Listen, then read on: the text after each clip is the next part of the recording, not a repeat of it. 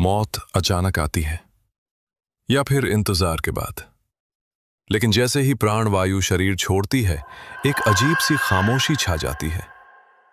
आत्मा जो अब तक शरीर में कैद थी, अचानक बाहर निकल आती है।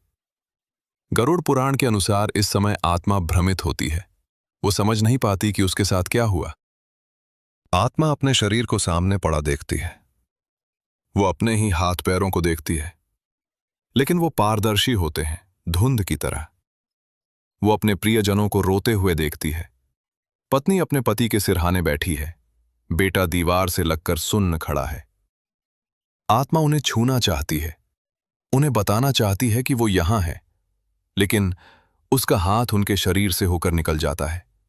एक ठंडी सिहरन दौड़ जाती है, लेकिन कोई उसे महसूस नहीं कर पाता।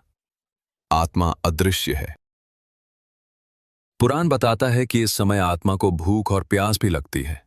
वो अपने ही घर में, अपनी ही रसोई में रखे भोजन को देखती है, लेकिन उसे छू नहीं पाती। उसका हाथ हर चीज से होकर निकल जाता है। ये भूख साधारण भूख नहीं होती, ये एक जलन है, एक तड़प।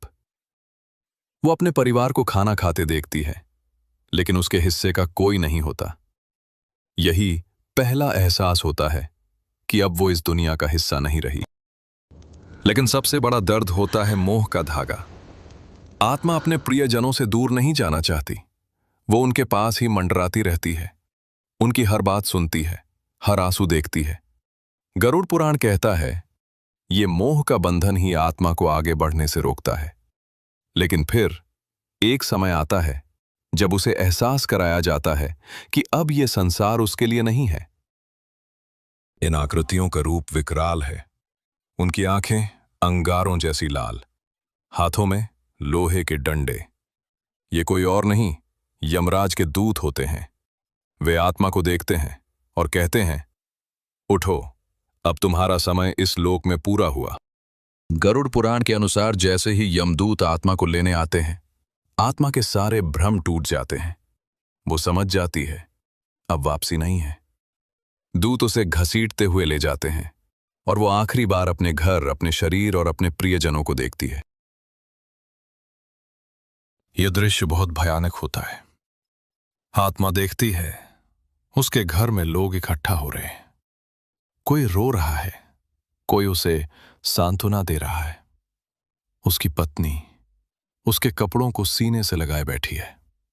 उसका बेटा पत्थर की मूर्ति बन गया है। आत्मा चिल्लाना चाहती है, मैं यहां हूं, मुझे मत छोड़ो। लेकिन उसकी आवाज सिर्फ हवा में घुल जाती है। एक दूत कठोर स्वर में कहता है, अब पीछे मत देखो, अब तुम्हारा रिश्ता सिर्फ अपने कर्मों से है।